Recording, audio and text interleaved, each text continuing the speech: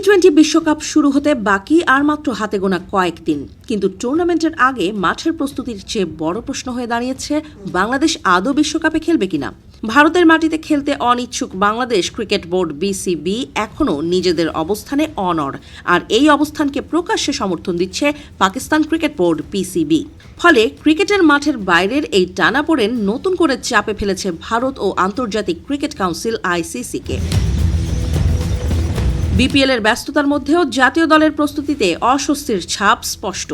মিরপুর শেরেবাংলা স্টেডিয়ামে কোচিং স্টাফদের চোখ ছিল মাঠে, কিন্তু আলোচনার কেন্দ্র ছিল বিশ্বকাপের অনিশ্চয়তা। সূচি অনুযায়ী বাংলাদেশের 25 জানুয়ারি ভারতে যাওয়ার কথা থাকলেও এখনও ভিসার আবেদন জমা দেওয়া হয়নি। বিকল্প হিসেবে শ্রীলঙ্কায় খেলার প্রস্তুতিও রাখা হয়েছে, কিন্তু সেটিও এখনও অনুমোদন পায়নি। আইসিসির একাধিক অনুরোধ সত্ত্বেও ভারতে খেলতে রাজি হয়নি বিসিবি।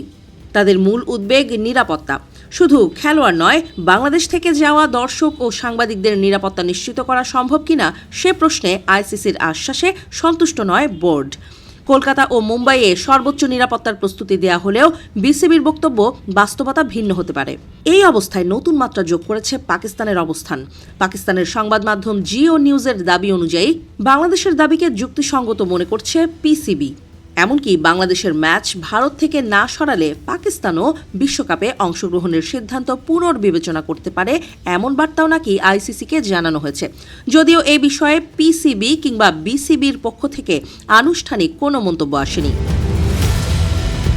বিশ্লেষকদের মতে বাংলাদেশের পাশে দাঁড়িয়ে পাকিস্তান মূলত ভারতের ওপর কৌশলগত চাপ তৈরি করতে চাইছে।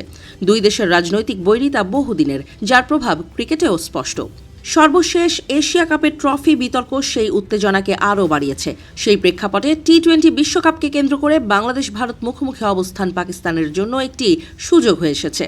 এরই মধ্যে বিসিবি আইসিসির কাছে একটি বিকল্প প্রস্তাবও দিয়েছিল। শ্রীলঙ্কায় খেলতে আয়ারল্যান্ডের সঙ্গে গ্রুপ বদলের প্রস্তাব দেওয়া হয়, যাতে বাংলাদেশের সব ম্যাচ শ্রীলঙ্কায় আয়োজন করা সম্ভব হয়।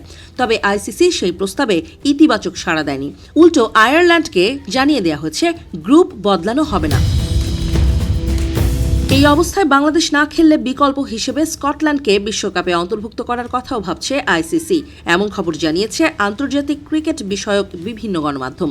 তবে বাংলাদেশ ও পাকিস্তান একসঙ্গে সরে দাঁড়ালে বিশ্বকাপের আর্থিক ক্ষতি হবে বিপুল।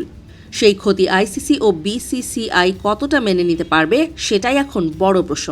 সব মিলিয়ে পাকিস্তানের সমর্থন বাংলাদেশের অবস্থানকে কিছুটা শক্ত করেছে ঠিকই, কিন্তু শেষ পর্যন্ত তা ভারতের ওপর কার্যকর চাপ তৈরি করতে পারবে কিনা তা এখনও অনিশ্চিত।